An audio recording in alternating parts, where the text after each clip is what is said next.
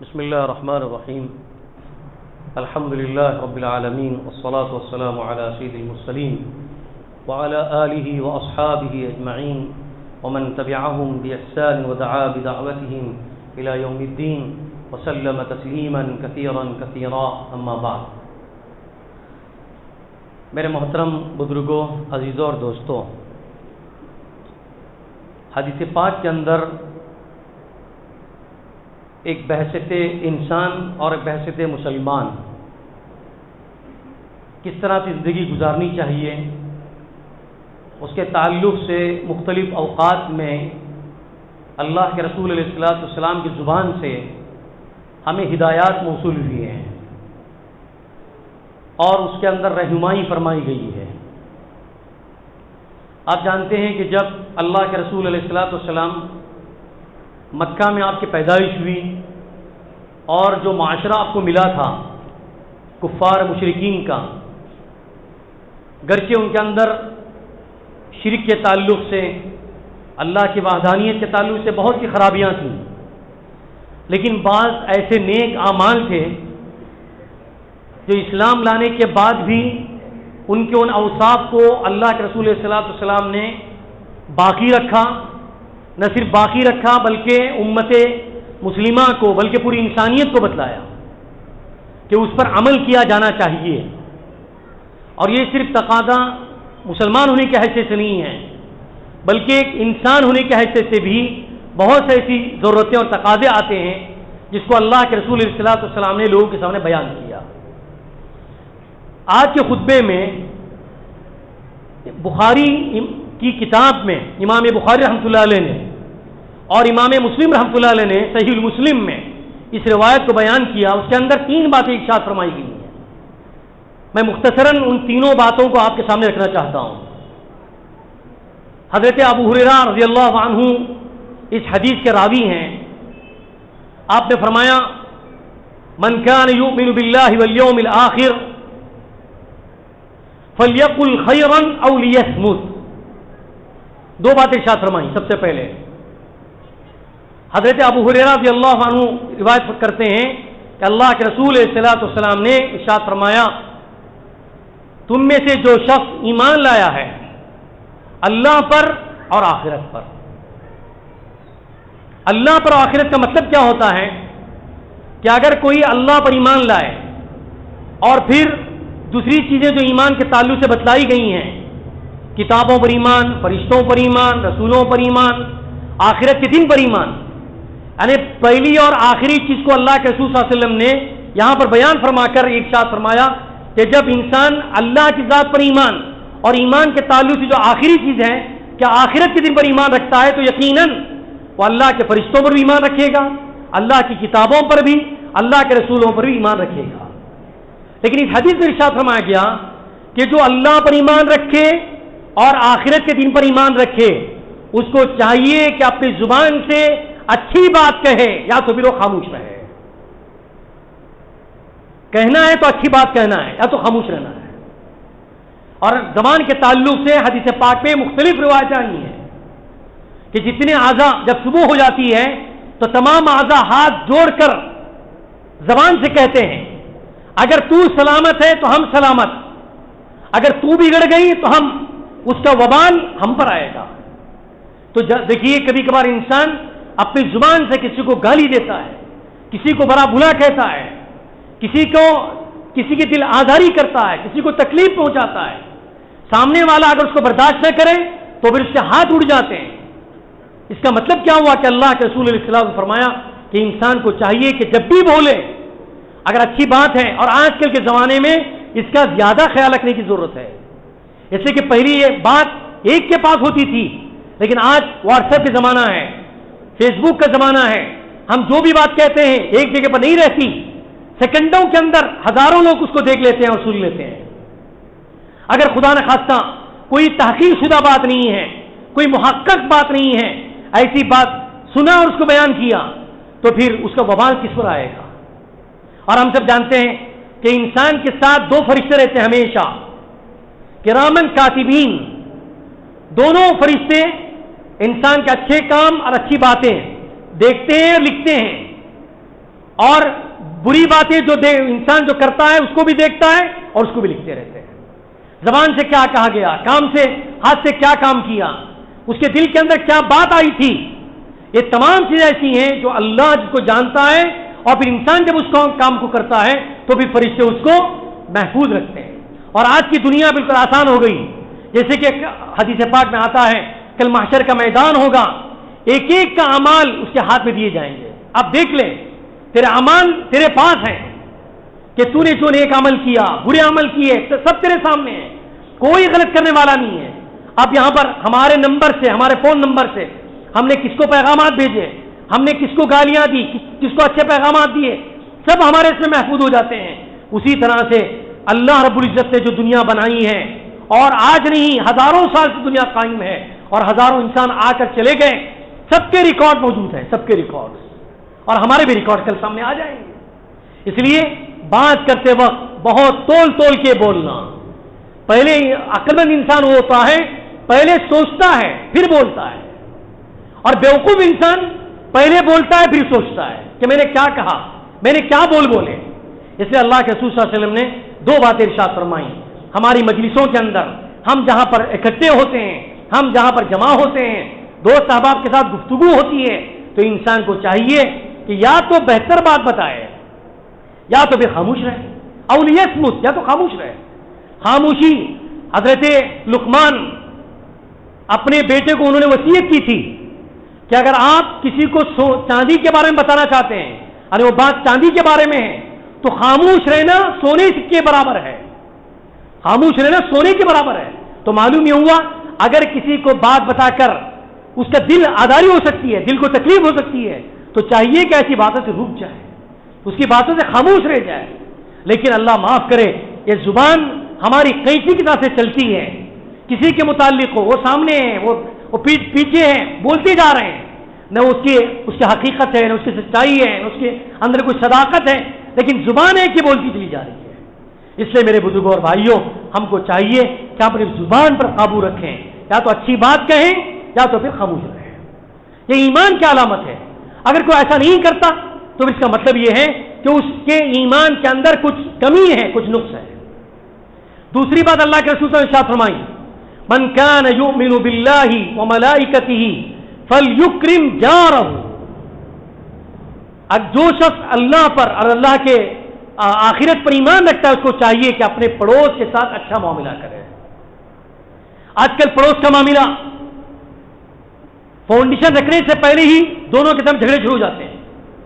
ہماری زمین یہاں پر ہے, آپ کی زمین یہاں تک ہے, آپ ایک مابین پتھر نہیں بنائیں گے, باؤنڈری نہیں بنائیں گے, آپ کی 1 فٹ اندر ہے, ہمارے 1 فٹ اندر ہے. یعنی آپس کے جو پڑوس ہوتے ہیں پہلے دن ہی سے دل خراب ہو جاتے ہیں. تو اللہ کے رسول علیہ الصلوۃ والسلام نے فرمایا اپنے مہمان کے ساتھ اکرام کرنا. اور اکرام کے معنی کیا ہیں؟ اکرام کے معنی یہ ہے دوسروں کا پورا حق دینا, اور اگر میرا حق کسی کے ذمہ ہے تو اس کو معاف کرنا. یہ ہے اکرام, کسی کو تکلیف نہ پہنچائی جائے. ایک مرتبہ اللہ کے رسول علیہ السلام کی خدمت میں ایک صاحب حاضر ہوئے, اور انہوں نے آ کر عرض کیا, اے اللہ کے رسول, میرا پڑوسی مجھے تکلیف دیتا ہے. ایک مرتبہ شکایت کی, 2 مرتبہ شکایت کی, 3 مرتبہ شکایت کی. اس کے بعد وہ پھر 4تھی مرتبہ اللہ کے رسول صلی اللہ علیہ وسلم کی خدمت سے حاضر ہوا اور کہا, اے اللہ کے رسول, میرا پڑوسی مجھ کو اتنی تکلیف دیتا ہے, میں برداشت نہیں کر سکتا ہوں. اللہ کے رسول نے ناراض ہو کر اس سے فرمایا کہ آپ اپنے گھر کا تمام سامان, گھر کا سامان لا کر باہر رکھ دو, اور آنے والے جب پوچھیں کہ اے شخص تو نے اپنے سامان کو کیوں باہر کر دیا ہے, تو لوگوں کو آپ بتا دو کہ میرا پڑوسی میرے ساتھ بدسلوکی کرتا ہے, تاکہ ان لوگوں کی زبان سے اس پر لعنت آ جائے. حدیث کے الفاظ ہیں, حدیث کے الفاظ میں بتا رہا ہوں. اللہ کے رسول نے فرمایا اپنا سامان لا کر باہر رکھ دو, اور جب آنے جانے والے پوچھیں کہ اپنا سامان کیوں باہر کر دیا ہے, تو آپ بتا دیں کہ میرا پڑوسی میرے ساتھ اچھا سلوک نہیں کرتا, تاکہ لوگوں کی زبان سے اس کے لیے لعنت اور ملامت کے الفاظ استعمال ہو سکے. اتنی خطرناک چیز بیان فرمائی ہے. لیکن آج ہم دیکھیے تھوڑی تھوڑی باتوں سے تعلق سے, تھوڑا سا پانی کا مسئلہ ہے, کنویں کا مسئلہ ہے, درختوں کا مسئلہ ہے, کچرے کا مسئلہ ہے, جھاڑو دینے کا مسئلہ ہے, ان تمام مسائل کے اندر ہمارے پڑوس کے اندر ناچاقی ہوتی ہے, نا اتفاقی ہوتی ہے, باتوں سے بات آگے بڑھتی ہے. اس لیے ہر ایک پڑوسی کو چاہیے کہ میرا پڑوسی ہے، اس کے ساتھ میں جتنا اچھا سلوک کر سکتا ہوں اتنا اچھا سلوک کروں، جتنا اس کو میں آرام پہنچا سکتا ہوں آرام پہنچاؤں، جتنا اس کے ساتھ عزت کا معاملہ کر سکتا ہوں عزت کا معاملہ کروں۔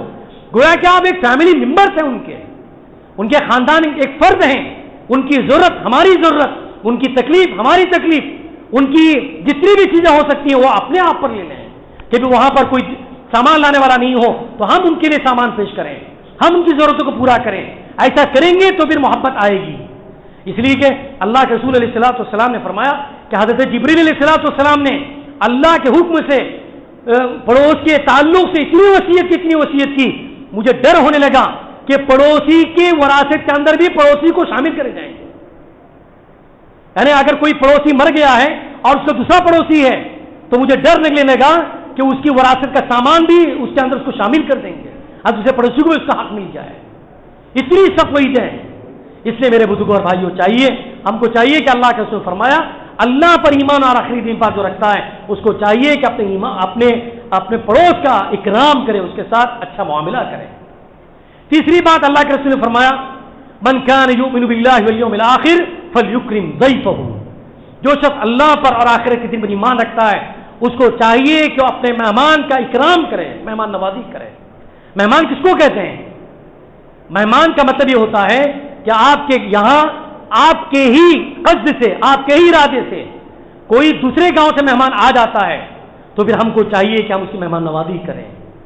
یعنی مہمان نوازی کا مطلب اس کو کھلائیں پلائیں، اپنے گھر میں لے جائیں، اس کی ضرورت کو پورا کریں۔ جب کوئی انسان کہیں سے آتا ہے، دوسری جگہ سے آتے ہیں اور کہتے ہیں میں آپ کے پاس ہی آیا ہوں، آپ کے ارادے سے ہی آیا ہوں، آپ کسی کا ملنے کے لیے آیا ہوں، تو پھر وہ آپ کا مہمان بن گیا۔ آپ مہمان بن گیا تو پھر چاہیے کہ ہم اس کا اکرام کریں۔ حدیث پاک میں اللہ کے رسول صلی اللہ علیہ وسلم نے ایک ایسی مثال بیان فرمائی ہے۔ ایک مرتبہ مسجد نبوی میں مہمان آئے، اللہ کے رسول صلی اللہ علیہ وسلم کے گھر میں کچھ کھلانے کے لیے نہیں تھا۔ پوچھا گھر والوں میں، ایک اہلیہ کے پاس، دو اہلیہ کے پاس، 5 کے پاس بھیجا، کسی کے پاس نہیں ہے۔ تو خبر ملی کہ ہمارے گھر میں تو مہمان کو کھلانے کے لیے بھی کچھ موجود نہیں ہے۔ یہ کس کی بات چل رہی ہے؟ انبیاء کے سردار ہیں، ان کے گھر کا حال یہ ہے کہ مہمان آتا ہے تو کھلانے کے لیے، مہمان نوازی کرنے کے لیے کچھ گھر میں کھانے پینے کی چیزیں موجود نہیں ہیں۔ اس کے بعد اللہ کے رسول صلی اللہ علیہ وسلم کے صحابہ موجود تھے۔ پوچھا ہمارے پاس آج مہمان ہے، مہمان کو کھانا کون کھلائے گا؟ ایک صحابی کھڑے ہو گئے فوراً، اللہ کے رسول میں کھلاؤں گا۔ وہ کھڑے ہونے والے صحابی بھی اپنے گھر میں جا کر اطلاع نہیں دی، ان کو بھی کچھ خبر نہیں ہے کہ گھر میں کھانے کے لیے کچھ ہے یا نہیں ہے۔ بہرحال اللہ کے رسول صلی اللہ علیہ وسلم کی ندا پر، ان کی آواز پر لبیک کہتے ہوئے فرمایا اے اللہ کے رسول میں ان کو کھانا کھلانے کے لیے تیار ہوں، یہ میرا مہمان بنیں گے۔ اب مہمان کو ساتھ میں گھر میں لے کر گئے، بیوی سے پوچھا کیا کچھ ہے؟ تو فرمایا کہ کچھ کھانا ہے یا کچھ روٹیاں ہیں جو میں نے میرے بچوں کے لیے رکھا ہے، چھوٹے چھوٹے بچے۔ میاں بیوی نے مشورہ کیا اب بچوں کو کیا کریں؟ بچوں کو بلا کر، ان کو بہلا کر ان کو سلایا جائے۔ دونوں نے مشورہ کیا، کچھ بہلا کر کچھ گیت گا کر ان کو سلا دیا گیا، اور اپنی بیوی سے کہا کہ دیکھو مہمانوں کے لیے کھانا رکھنا، اور جب مہمان کھانے کے لیے بیٹھ جائیں میں بھی ان کے ساتھ بیٹھ جاؤں گا، لیکن تم کسی بہانے سے چراغ کو درست کرنے کے بہانے سے وہاں پر آنا اور چراغ کو گل کر دینا، چراغ کو بجھا دینا، تاکہ ہمارے پاس اگر مہمان کو کھلاتے ہیں تو گھر والوں کو نہیں ہے، بچوں کو نہیں ہے کھانا، تو اب میاں بیوی کہاں سے کھائیں گے؟ تو ایسا ہی کیا، مہمان کو لے کر آئے، دسترخوان پر روٹیاں رکھی گئیں اور وہ شوہر بھی ساتھ میں بیٹھے، مہمان بھی ساتھ میں بیٹھے، اور بیوی نے لا کر کھانا رکھ دیا۔ اب وہ چراغ تھا، الیکٹرک کا زمانہ تو نہیں تھا، چراغ رکھا ہوا تھا، وہ بیوی چراغ کو ٹھیک کرنے کے بہانے سے قریب آئیں اور چراغ کو بجھا دیا۔ اب یہ دونوں بیٹھے ہوئے ہیں، مہمان اپنا کھانا کھا رہے ہیں، ان کا بھی ہاتھ بڑھ رہا ہے، وہ سمجھ رہے ہیں کہ مہمان میرے ساتھ کھا رہے ہیں، اس لیے کہ کبھی کبھار ان کا بھی ہاتھ ان کو لگ گیا تھا۔ اب مہمان کھانے سے فارغ ہو گئے اور یہ بھوکے اٹھ کے چلے گئے، جس نے مہمان نوازی کی تھی وہ بھوکے سو گئے۔ اب اللہ کے رسول صلی اللہ علیہ وسلم فجر کی نماز میں حاضر ہوئے تو فرمایا کہ آپ نے اپنے مہمان کے ساتھ کیا معاملہ کیا؟ آپ کی خبر آسمان والے کو پہنچ گئی اور اللہ کو خبر پہنچ گئی، اللہ تعالیٰ نے تمہاری تعریف بیان کی۔ یہ تھا ایثار، یہ تھی قربانی، مہمان جب آتے تو اس طرح سے کھانا کھلاتے تھے اور اس طرح سے ان کی مہمان نوازی کرتے تھے۔ آج میرے بزرگوں اور بھائیوں، ہمارا جو معاشرہ اسلامی معاشرہ کہلاتا ہے، ایمانی معاشرہ کہلاتا ہے، کتنے مہمان کتنے مسافر ہمارے یہاں آتے ہیں، ماشاءاللہ ہم لوگ بہت کھلانے والے مہمان نواز ہیں۔ عربوں کی جو صفات ہے وہ صفات کے اندر مہمان نوازی کی صفت ہمارے اندر منتقل ہوئی ہے، لیکن کبھی کبھار ہمارے مسافر آتے ہیں، ان کو بھی اپنے مہمان سمجھ کر ان کو بھی کھانا کھلایا کریں، ان کو بھی اپنے ساتھ لے جایا کریں۔ اسے اللہ کے رسول نے فرمایا ایمان کے پورے ہونے کی علامت یہ ہے کہ وہ اپنے مہمان کا بھی اکرام کرے گا، اور جب مہمان آتا ہے اپنے ساتھ رحمتوں کو لے کر آتا ہے، برکتوں کو لے کر آتا ہے۔ آپ کے گھر میں برکتیں آئیں گی، مہمان جب آئے گا رزق کے اندر برکت ہوگی، اور اللہ تعالیٰ ایسا انتظام فرماتے ہیں کہ اس کا انسان اثر اس کا تصور بھی نہیں کر سکتا ہے۔ اس لیے میرے بزرگوں اور بھائیوں چاہیے کہ ان تینوں چیزوں پر ہم لوگ عمل کریں۔ ایک بات یہ ہے کہ جو شخص اللہ پر اور آخرت کے دن پر ایمان رکھتا ہے اس کو چاہیے کہ اچھی بات کہے یا تو خاموش رہے۔ پھر دوسری بات ارشاد فرمائی جو اللہ پر اور آخرت کے دن پر ایمان رکھتا ہے اس کو چاہیے کہ اپنے پڑوس کا بہت خیال کریں، پڑوس کا اکرام کریں، اس کو تکلیف سے اپنے آپ کو بچائیں، اس کو بھی بچائیں۔ اور تیسری چیز اللہ کے رسول نے فرمائی کہ اپنا مہمان جو آتا ہے اس کے لیے مہمان نوازی کریں۔ اللہ تعالیٰ مجھے بھی اور آپ کو بھی ان تمام باتوں پر عمل کرنے کی توفیق عطا فرمائے۔ وآخر دعوانا الحمدللہ رب العالمین۔ سبحان اللہ بحمدہ، سبحانک اللہم وبحمدک، نشہد ان لا الہ الا انت، نستغفرک ونتوب الیک۔ سبحان ربک رب العزة عما یصفون، وسلام علی المرسلین، والحمد للہ۔